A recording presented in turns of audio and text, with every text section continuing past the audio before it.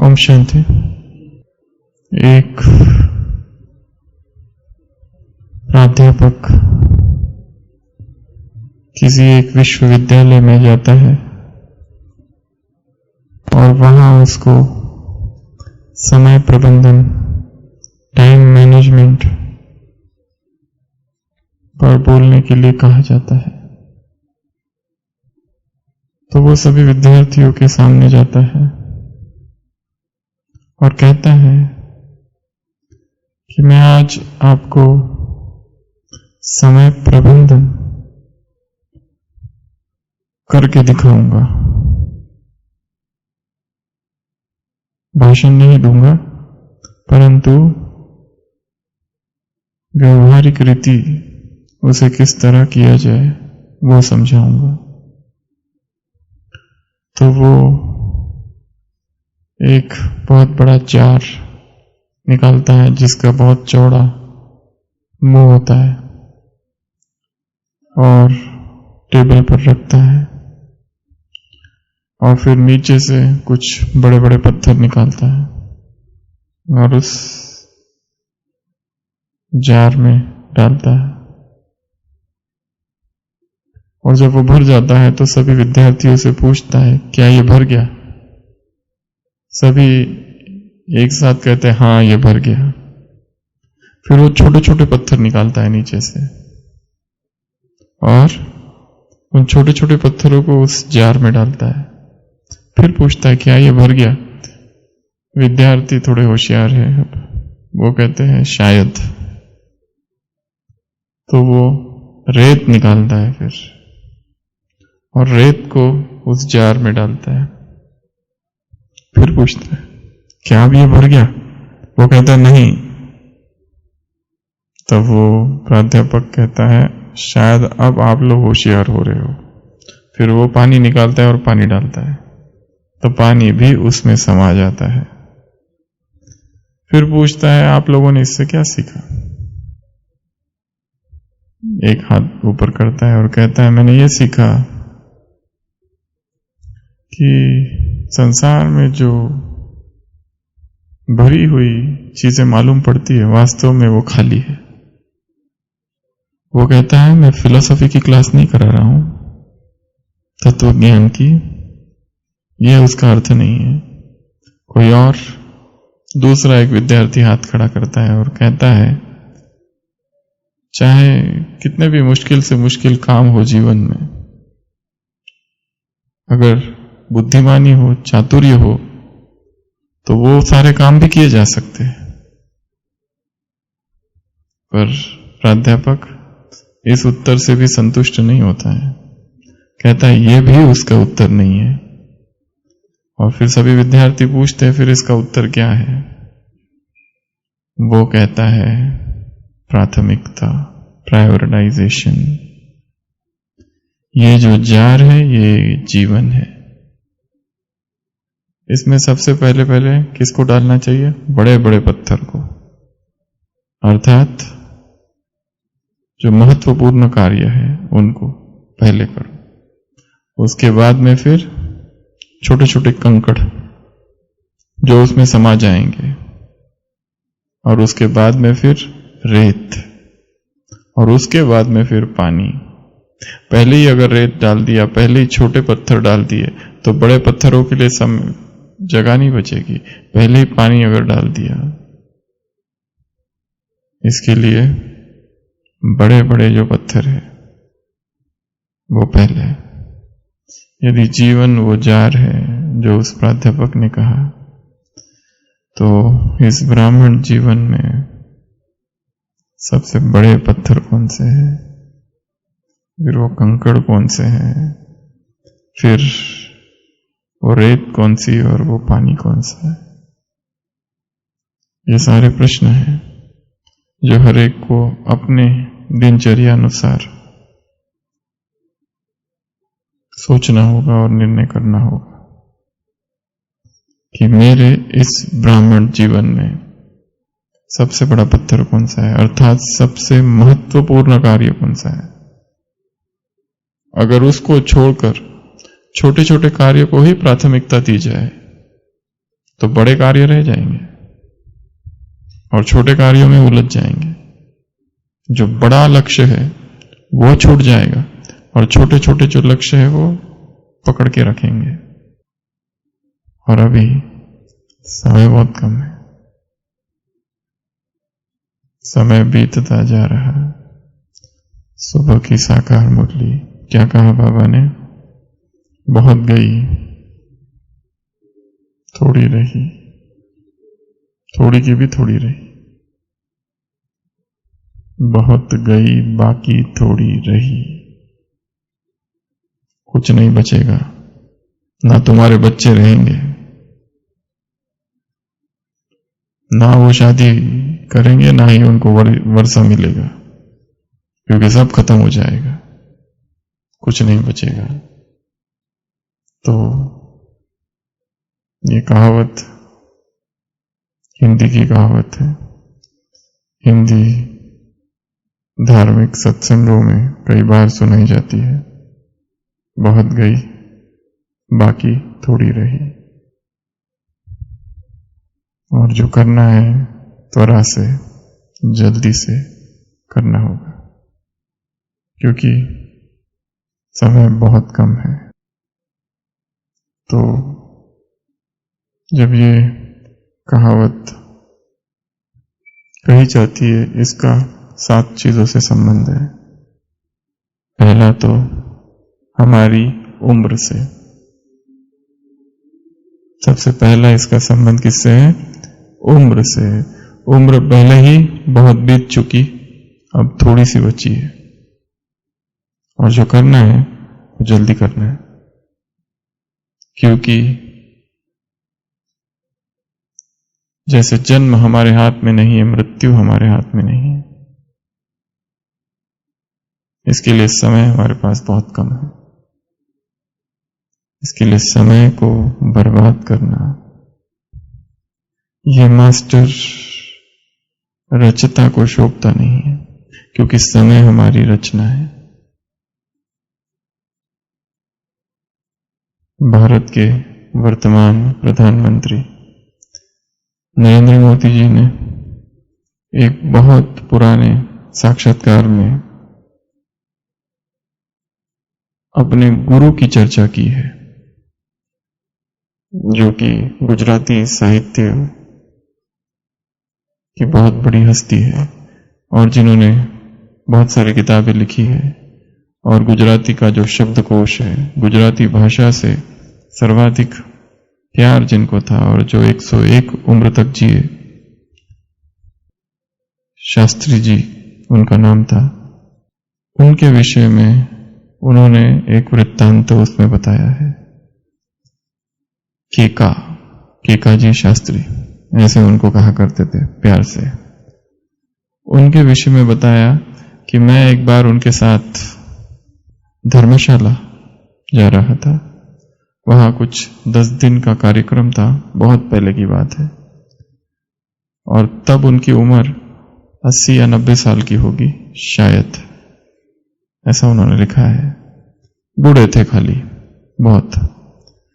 और उन्होंने देखा कि उनको लिखने का बहुत शौक था, और ट्रेन से जा रहे थे, तो जैसे ही ट्रेन रुकती थी तो उन्होंने लिखा, हम लोग यहां वहां ट्रेन से निकलकर यहां वहां देखते थे, परंतु जैसे ट्रेन रुकती थी वो केका जी शास्त्री जी अपनी डायरी निकालते थे और लिखना चालू कर देते थे। बिल्कुल भी समय वेस्ट नहीं करते थे। फिर उन्होंने और एक वृत्तांत लिखा है उनके विषय में कि जब हम वहां धर्मशाला पहुंचे तो वहां पर बिस्तर वगैरह कुछ था नहीं, तो हम लोग बिस्तर और तकिया लेने चले गए। जब लेके आए तो देखा ये तो सो गए हैं। छोटा सा उनका जो सामान था उसी को तकिया बना के सो गए। उन्हें किसी चीज की आवश्यकता नहीं थी। और उन्होंने एक अभी अभी दिया हुआ, जब उनकी 2014 में दिया हुआ एक इंटरव्यू में उन्हीं के बारे में ये भी कहा है कि वो मुझे अपने बेटे जैसा समझते थे, और जब वो पहली बार अमेरिका गए और वहां से आए तो उन्होंने मुझे एक ही चीज कही कि कि इन्होंने पूछा कि आप वहां क्या करने गए थे, अमेरिका देखने गए थे या अमेरिका में भारत को देखने गए थे? तो उन्होंने कहा था मैं अमेरिका में भारत को देखने गया था। ऐसे बहुत सारे और छोटे छोटे छोटे छोटे बहुत सारे प्रसंग है। तो कहने का भाव यही है कि उन्होंने उनके विषय में ये जो दो बातें कही कि उनको निरंतर समय का भान रहता था, कभी भी समय बर्बाद नहीं किया। एक तो ये, दूसरा एक दूसरे व्यक्ति के लिए भी उन्होंने कहा है, जब विद्यार्थियों ने उनसे प्रश्न पूछा था टाइम मैनेजमेंट कैसा करें नरेंद्र मोदी जी से, तो उन्होंने उदाहरण दिया था बेंजामिन फ्रैंकलिन का, जो कि फाउंडर फादर्स ऑफ अमेरिका है। उन्होंने कहा बेंजामिन फ्रैंकलिन जो था बहुत मेहनती था, बहुत काम करता था, पर फिर भी लोग उनसे कहते थे तो आपने ये नहीं किया, आपने वो नहीं किया, हमारा ये काम बचा है, हमारा वो काम रह गया है। तो बेंजामिन फ्रैंकलिन ने अपनी एक विधि बनाई कि सबसे महत्वपूर्ण कार्य कौन सा है, फिर उससे थोड़ा कम महत्वपूर्ण काम कौन सा है, फिर वो कार्य कौन से है जो टाल सकते हैं, और वो काम कौन से है जो करने ही नहीं है। बिल्कुल क्रॉस, ऐसे 4 भागों में अपनी दिनचर्या को विभाजित किया था। जो सबसे अर्जेंट काम है वो, कुछ ऐसे काम जो अर्जेंट तो नहीं है पर महत्वपूर्ण है, तीसरे वो जिनको टाला जा सकता है, आज नहीं कल कर लेंगे, और चौथे वो कार्य जो करने ही नहीं है, बिल्कुल नो।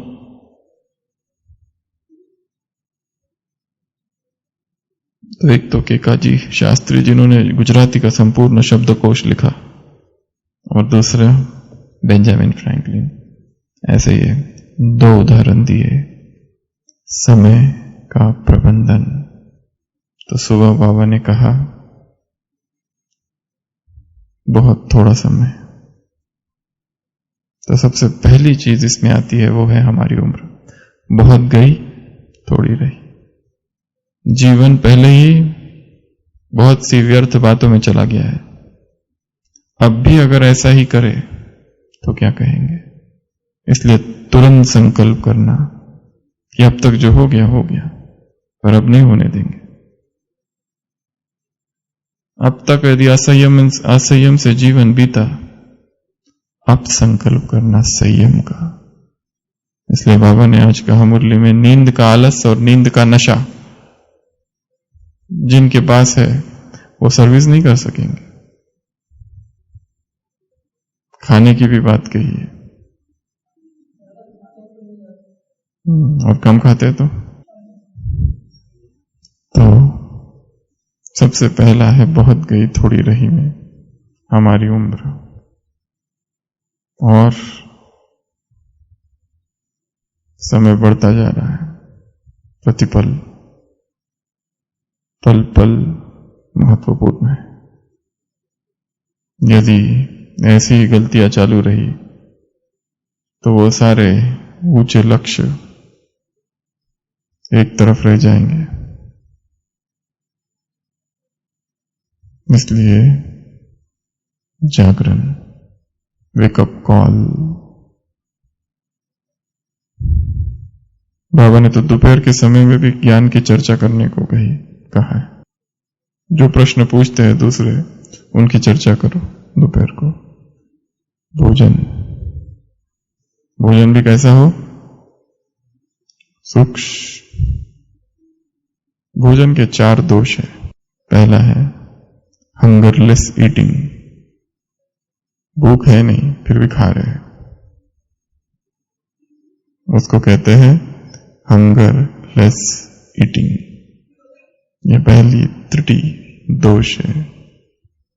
दूसरा दोष है ओवर ईटिंग, जिसकी चर्चा बाबा ने कर दी। जो जास्ती खाते हैं उनको नींद का नशा रहेगा। देवताएं कम, सूक्ष्म। क्यों सूक्ष्म करते हैं? खुशी ज्यादा है, बहुत ज्यादा खुशी। खुशी ही भोजन है, खुराक है। जंगलों में योगी जन कंदमूल फल खाकर रहते थे, जहां पर उपलब्ध था ये सब। वो योगी कैसे रहते थे? जो हिमालय पर रहते थे, जहां पर चहुओर बर्फ ही बर्फ, ना कोई पेड़, ना कोई कंद, ना कोई मूल। वो क्या भोजन करते थे?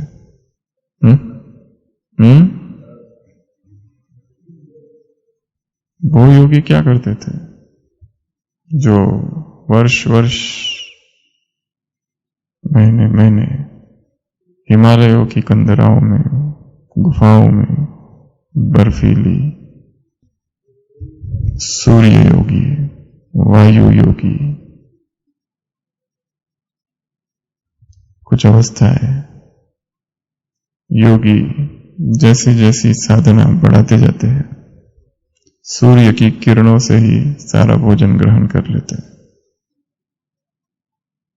उससे भी आगे या उसी के साथ वायु, संकल्प से ही भोजन करते हैं, क्योंकि वहां कुछ भी नहीं है। सूर्य की किरणें, वायु योगी, सूर्य योगी, उसके भी ऊपर, ये तो सारे तत्वों से ही, क्योंकि योगी के संकल्प सूक्ष्म हो जाते हैं। सूर्य की किरणों के सामने खड़े रहते हैं, किरणें ले लेते हैं। निराहार रहने की उनकी यात्रा है। उसके भी ऊपर संकल्पों का भोजन, केवल उन संकल्पों से ही देह को चलाते हैं। उसके भी ऊपर आनंद मगन अवस्था, कभी बाहर ही नहीं आते, उसी में रहते हैं और शरीर चलता है।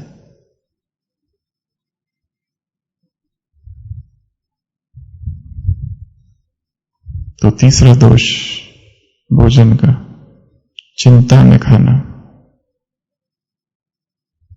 दुख में खाना और जल्दी जल्दी खाना। इसलिए भारत की संस्कृति में जब भी घर में किसी की मृत्यु होती है, उस दिन उस घर में चूल्हा नहीं जलता। क्यों? क्योंकि दुख का वातावरण है और दुख में भोजन नहीं किया जाता। उसी तरह जब शादी होती है तो दुल्हन वाले फेरे लगने तक भोजन नहीं करते। क्यों? दुख, नहीं, तनाव होता है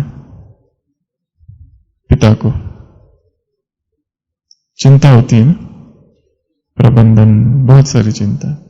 इसलिए तब तक वो फेरे लग जाए, उसके बाद में भोजन करते हैं।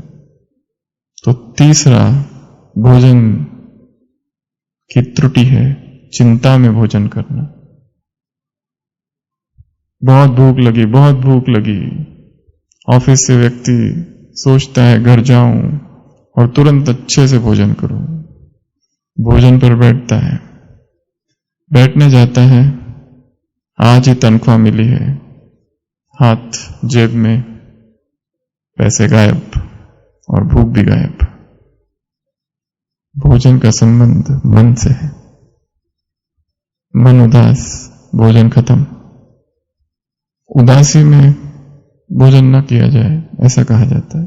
कुछ और कर ले, सलाद, सूप या और कुछ हल्का फुल्का, क्योंकि इन चारों अवस्थाओं में जो भोजन किया जाता है वो पचता नहीं है। तो तीसरा, चिंता में, दुख में, और फटाफट भोजन कर रहे, किसी का फोन आ गया, फटाफट फटाफट खा लिया और चले, तो कुछ ना कुछ तो होगा, अपच, कब्जी या और कुछ। चौथा, रॉन्ग टाइप ऑफ फूड। जो भोजन किया जा रहा है वही गलत किया जा रहा है। ये तो बहुत बड़ा विषय, हमारा चर्चा का विषय भोजन नहीं है आज, इसके लिए इसको यहीं विराम देते हैं। तो 4 दोष है भोजन के। पहला बताया हंगरलेस ईटिंग, अर्थात भूख ही नहीं है। घड़ी देखकर खा रहे, घड़ी को भूख नहीं लगती है, हमें भूख लगती है। शायद मनुष्य ही ऐसा एक प्राणी है सृष्टि पर जिसे भूख नहीं लगती फिर भी खाता है। बाकी कोई भी जानवर बिना भूख के नहीं खाता है। दूसरा बताया ओवर ईटिंग, तो ज्यादा भोजन करने वाले, नींद का नशा और नींद का आलस, और जिन्हें नींद का आलस है वो बाप की सेवा नहीं कर सकते। और जब खुशी बहुत है तो भोजन कम होता है, ये भी एक कायदा है। आज के महावाक्य साकार मुरली, ये भी एक कायदा है। अर्थात जो भोजन ज्यादा कर रहे हैं उनके पास खुशी कम है, अर्थात दुख है। दुख की लहर भी आ रही है तो जरूर किसी सूक्ष्म श्रीमत का उल्लंघन हो रहा है। चिंता जरा भी आ रही है, जरूर समर्पण में खोट है। तीसरा बताया चिंता में खाना, दुख में खाना। इसलिए 18 जनवरी के दिन क्या बनता है? फुल नाश्ता नहीं बनता है। सभ्यता है, संस्कृति चली आ रही है, उसमें भी विज्ञान समाया है सूक्ष्म।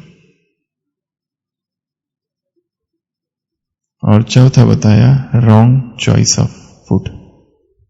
जो भोजन ले रहे वो भोजन ही गलत है। जो कॉम्बाइन किया जा रहा है, कॉम्बिनेशन ही गलत है। या राजसिक है या तामसिक है, दोनों में से कुछ तो है। और सात्विक भोजन के फिर 3 नियम है। सात्विक अर्थात जिसमें उत्तेजना ना हो, पहला। सात्विक अर्थात जिससे आलस्य और प्रमाद ना हो, और सात्विक अर्थात तीसरा जो स्वास्थ्यवर्धक हो। ये 3 छोड़कर जो भी भोजन है वो राजसिक या तो तामसिक में आएगा। तो सबसे पहली बात है, बहुत गई थोड़ी रही में हमारी उम्र बीतती जा रही है और हमारा समय किसमें जा रहा है। कितना कुछ करना है और हम क्या कर रहे हैं। ये समय किस लिए? सबसे बड़ा पत्थर कौन सा है, कंकड़ कौन से है, रेत कौन सी है और पानी कौन सा डालना है। फिर इसको याद करना है। इस जीवन के जार में कौन से पत्थर पहले नीचे डालने हैं। ज्ञान योग सबसे बड़े पत्थर है, फिर सेवा। दूसरा है संगम युग। बहुत बीत चुका, अब थोड़ा सा रहा है। इसके लिए पुरुषार्थ का समय भी बहुत कम रहा है। आज कितनी बार कहा है, पहला ही पाठ बाप पढ़ाते हैं। जब तक ये पहला पाठ पक्का नहीं तब तक बाप की याद भी नहीं आएगी। देह समझकर यदि किसी को याद करोगे तो देह का बाप याद आएगा। इसके लिए बाप तुम्हें पहला ही पाठ पढ़ाते हैं। तुमने सुना होगा, नहीं सुना होगा तो मैं सुनाता हूं। कल की मुरली में था ना, मन मना भव। तुमने सुना होगा, नहीं सुना होगा तो मैं सुनाता हूं। तो संगम युग बहुत कम रह गया है, बहुत जा चुका है। और जो संगम युग का इतना सारा गायन है मौजों का, वो खत्म होने वाला है। अब प्राप्तियों का समय है, आने वाला समय पश्चाताप का समय होगा। जब सबसे ज्यादा पश्चाताप कौन सी आत्माएं करेंगी? ब्राह्मण। संसार के लोग खून क्या, पानी के आंसू बहाएंगे और ब्राह्मण खून के। क्यों? इतना सब प्राप्त हुआ, इतना सब पालना मिली, मधुवन में पालना मिली, और उसके बाद भी पवित्र न बने, उसके बाद भी विकार रह गए, उसके बाद भी अपराध भाव से मुक्त नहीं किया स्वयं के, उसके बाद भी महान श्रेष्ठ पुरुषार्थ नहीं किया, तो गिरेंगे ना। आज कितनी बार कहा है, काम क्या करता है, तुम्हें कब्रिस्तान में ले जाता है, काम क्या करता है, तुम्हें जलाता है, काम क्या करता है, तुम्हें की कमाई चट कराता है, काम क्या करता है, चौथा पद भ्रष्ट कर देता है। अलग अलग जगह पर अलग अलग चीजें कही है काम। इसलिए संगम युग बहुत हो गया है, थोड़ा ही बचा है। ये दूसरा, बहुत गई थोड़ी रही है। मौजों का युग, परमात्मा अवतरण का युग, खुशी का युग, प्राप्ति का युग, ये चला जाए तो फिर नहीं आएगा। तीसरा है जो कि बहुत हो चुका है और थोड़ा सा ही बचा है, भगवान का पाठ, उसका पाठ हो गया है या बचा है थोड़ा? ये हो चुका है। अव्यक्त व्यक्त कोई भी, उसका पाठ थोड़ा बहुत बचा है, बहुत हो चुका है, थोड़ा बचा है। कितना सिखाएगा टीचर भी, कितनी ट्यूशन देगा? ट्यूशन क्या सारी उम्र चलती है क्या संसार में? बाहर के लोग कितना, विदेश में एक एक मिनट का चार्ज होता है। एक परिवार है जहां हम रहते, उनके बच्ची को ट्यूशन लेने वो एक आता है कोई, तो वो 1 घंटे का कितना $60 लेता है। तो वो जो छोटी बच्ची है वो कह रही थी हमारे टीचर 1-1 मिनट का $1-1 लेता है, और बाप तुम्हें कैसे ट्यूशन देता है? कल की मुरली पढ़ी ना, बिना खर्चे के। तो पढ़ने वालों ने भी कितना उसको जी जान लगा के पढ़ना चाहिए। भगवान का पाठ बहुत हो चुका, थोड़ा शायद बचा है, ये भी कह सकते कि पूरा हो ही गया है। अब उसका आना बंद हो चुका है, अब और कितना चलेगा? अगला परमात्मा प्रत्यक्षता बहुत हो चुकी है, थोड़ी बची है, पर वो जो थोड़ी है वो क्रीम, लास्ट, फाइनल होगी, जो एक धक से संसार की सभी आत्माओं को पता चल जाएगा कि यही भगवान है, जिसके बारे में इतना सुनते थे, जिसके लिए थोड़ा थोड़ा सहयोगी थे या कुछ कुछ थोड़ा थोड़ा विरोधी थे, सबको, सारे जो धर्म स्थापक है दूसरे दूसरे शरीरों में जो है, अब वो सब आ जाएंगे और चहुओर परमात्मा प्रत्यक्षता होगी। तो ये भी समय आने वाला है परमात्मा प्रत्यक्षता का। तो ये भी बहुत हो चुका है, थोड़ा जो रहा है वो फाइनल होगा। संगम युग के भी 2 भाग है, एक तो ये संगम युग जो वर्तमान में चल रहा है, और फिर दूसरा पार्ट 2 संगम युग का, जहां केवल प्रत्यक्षता होगी, साक्षात्कार होंगे, एक तरफ विनाश होगा, एक तरफ साक्षात्कार होंगे। वो स्वर्णिम समय है संगम युग का, एक रीति से, जहां पर सारे सत्य सभी को पता चल जाएंगे। तो ये भी बहुत हो चुका, थोड़ा रहा। उसके बाद में 5वां है आत्माओं का पाठ। सभी आत्माओं का कब तक चलेगा आखिर? सभी आत्माओं का पाठ, वो भी अंत होगा, वो भी बहुत हो गया, बस थोड़ा सा ही रह गया है। कुछ आत्माएं बाकी है, आएगी, किसी का 1 जन्म, किसी का 2 जन्म, उन छोटे से जन्मों में ही सतो रजो तमो सारी अवस्थाओं को पार कर जाएगी। एक जन्म होगा, उसी एक ही जन्म में सारी तीनों अवस्था होगी, क्योंकि जो भी ऊपर से आएगा उसको तीन अवस्थाओं से तो जाना ही है, चाहे कई जन्मों में जाए या एक ही जन्म में जाए। तो आत्माओं का पाठ। उसके बाद में है विनाश। थोड़ा थोड़ा थोड़ा थोड़ा थोड़ा यहां वहां होगा। आज रात से ही है कि कल से उड़ीसा में? कल से। क्या नाम है उसका? फोनी क्या? फानी? फोनी ना। थोड़ा थोड़ा थोड़ा थोड़ा थोड़ा ये भी बहुत हुआ है, और सूक्ष्म में मन में हो रहा है, संकल्प तैयार हो रहे हैं। वो जो लास्ट में होगा वो तो बस संकल्प साकार हो जाएंगे। तैयारी तो चालू है, फुल तैयारी हो चुकी है। इतनी तैयारी हो चुकी है कि इस धरती को नष्ट किया जा सकता है 7 बार या उससे भी ज्यादा बार। इतने सारे परमाणु और सब कुछ तैयार है, बटन दबाने की देरी है बस। वो तो कभी भी होगा। वो भी बहुत हुआ, थोड़ा बाकी है। ये जो थोड़ा होगा वो साकार वाला होगा, ये जो बहुत है ये मन में है। तैयारी पूरी।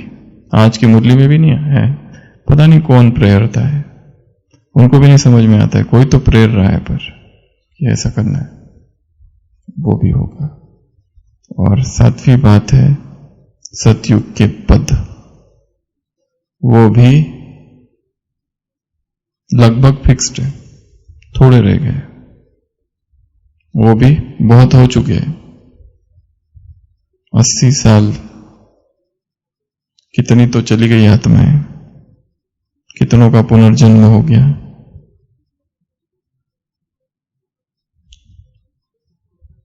पर फिर भी थोड़ा भी बाकी है, उसमें भी कुछ ना कुछ कर सकते हैं। अंतिम बाजी को पलटा जा सकता है लास्ट में आकर। सारा खेल गेम चेंजर बदल देना, पर वो जो बदलेगा उसका पुरुषार्थ भी वैसा होना चाहिए, शक्तिशाली, तो ही बदल पाएगा। तो बहुत तो चली गई, थोड़ा बचा है। तो ये सारी बातें थोड़ी थोड़ी रह गई है और तुरंत होगी। तो ये मुरली में बाबा ने समय के विषय में बताया है, समय का इशारा। और वर्तमान समय वास्तव में बहुत कम समय। जब तक अंतर्मन इसे स्वीकार न कर ले तब तक आत्मा पुरुषार्थ भी नहीं करती। लास्ट संडे की मुरली में बाबा ने कहा था 3 रिजल्ट देखी बाबा ने। पहले वो जो किसमें सोए हैं, अलबेलेपन की नींद में, जो कि उठते हैं, चादर नीचे करते और देखते और क्या कहते कौन है, फिर सो जाते हैं, अर्थात अभी बहुत समय बाकी है। दूसरे हैं आलस की नींद में, जो उठते हैं, चादर नीचे करते हैं और देखते अच्छा ये सब महारथी भी सो रहे हैं, हमसे जो पुराने हैं वो भी सो रहे हैं, तो हम क्यों जागे।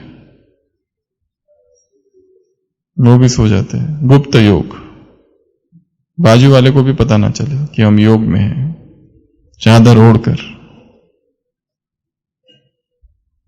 तीसरे जो हलचल में अचल। हलचल तो नहीं हुई, किस तरह से न्यूज देखी, प्रश्न पूछा, कैसे न्यूज देखी, क्या हुआ क्या होगा, ऐसा देखा। और कितना पावरफुल वाक्य था मुरली में,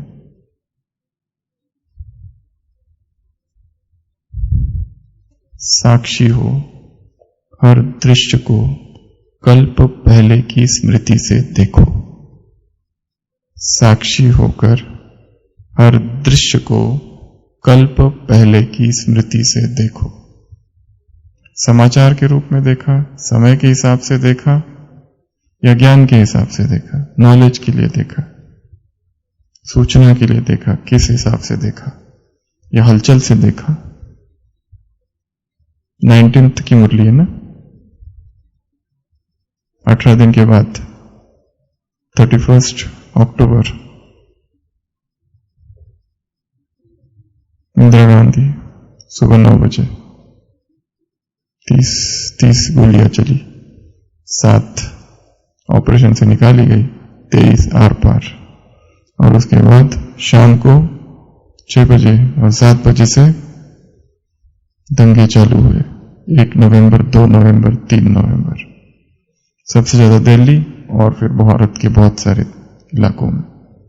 सिख राइट्स, 84 के दंगे, और सारा भारत उसमें हिल गया था, जलाकर कितनों को मार दिया गया था, और बहुत सारी चीजें हुई थी उस समय। तो बाबा ने पूछा, कहा, साक्षी होकर हर दृश्य को कल्प पहले की स्मृति से देखो। साक्षी होकर हर दृश्य को कल्प पहले की स्मृति से देखो। ये केवल उसके लिए ही नहीं है, ये जीवन भर के लिए वाक्य है, पावरफुल वाक्य है। तो कैसे देखा? हलचल तो नहीं हुई, वो तो एक छोटी हलचल थी, उस आज के हिसाब से छोटी ही कहेंगे, क्योंकि आज तो उससे बड़ी बड़ी हलचल है सारे संसार में। उसके बाद तो कितनी चीजें हो गई जो तब तो नहीं हुई थी, उससे भी बड़ी बड़ी, और उससे भी बड़े बड़े आने वाली है। तुम्हारे आपके दुख तो कुछ भी नहीं है, दुखों के पहाड़ गिरने वाले हैं। भविष्यवाणी है भगवान की, दुखों के पहाड़ गिरेंगे, कोई नहीं बचेगा, ना तुम्हारा बच्चा बचेगा, ना उनको शादी कर पाएंगे, ना उनको वर्षा मिलेगा। आज बोले ना वो शादी करेंगे, ना ही उनको वारिस बनेंगे, सब मरेंगे।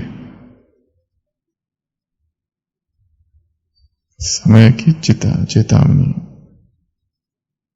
अब यदि कोई सोचता है मैं विस्तार करूं, ये बढ़ाऊं, वो बढ़ाऊं, ये करूं, वो करूं, संबंधों का विस्तार करूं, मीडिया का विस्तार करूं, जॉब का विस्तार करूं, करियर का विस्तार करूं, अब समेटने का समय है, विस्तार का नहीं। स्वयं को स्थिर करने का समय है, भटकाने का नहीं। कल 1 तारीख थी ना, कल लेबर्स डे। किसी ने मैसेज दिया, वो सभी जो दिन रात लेबर अर्थात श्रम मेहनत करते हैं, ये उनके लिए दिन है। किस पे मेहनत करते हैं? फेसबुक, व्हाट्सएप और मीडिया ये उनका लेबर्स डे है, इसमें लेबरर बन गए सारे। विस्तार को समेटना है, पैसों का विस्तार, पद का विस्तार, संबंधों का विस्तार। समय बहुत कम है। ये मुरली या चली है 69 से पहले जो हम अब पढ़ रहे हैं। कभी बाबा ने कहा था कि बाप मुरली चला रहे हैं और मुरली के तुरंत बाद भी यदि विनाश होने वाला हो तो भी बाप नहीं बताएंगे। भगवान मुरली चला रहा है और मुरली पूरी होते ही विनाश होने वाला है तो भी बाप नहीं बताएंगे। और किसी एक अव्यक्तवाणी में यह भी कहा था, जो बाप की याद में है और विनाश हो रहा है तो विनाश कितने फुट की दूरी पर रुक जाएगा? हाँ, कितनी दूरी पर? वही तो पूछ रहे हैं। 1 फुट की 2 फुट कितना तो भी फुट बोला था उसने। कितना फुट? 2 फुट, 1 फुट, चलो जो भी है वो उतनी फुट की दूरी पर विनाश रुक जाएगा। बाबा ने कहा था यदि तुम बाप की याद में हो तो याद का निरंतर पुरुषार्थ, आत्म अभिमानी होने का निरंतर पुरुषार्थ, निरंतर आत्मा का चिंतन, एकांत में बैठकर आत्मा का चिंतन, निरंतर बैठकर ये चिंतन, ये देह में नहीं, आज कहा ना, ये देह में नहीं, देह इधर, मैं इधर। जितना जितना आत्मा का चिंतन हमने आज कितना किया, आत्मा कैसी है, उसके गुणों का चिंतन, उसके रूप का चिंतन, उसके स्वरूप का, उसमें स्थित होने का चिंतन, कि कैसे मैं आत्मा इस देह से अलग हूं, ये भी आत्मा, वो भी आत्मा, ये भी आत्मा, वो भी आत्मा।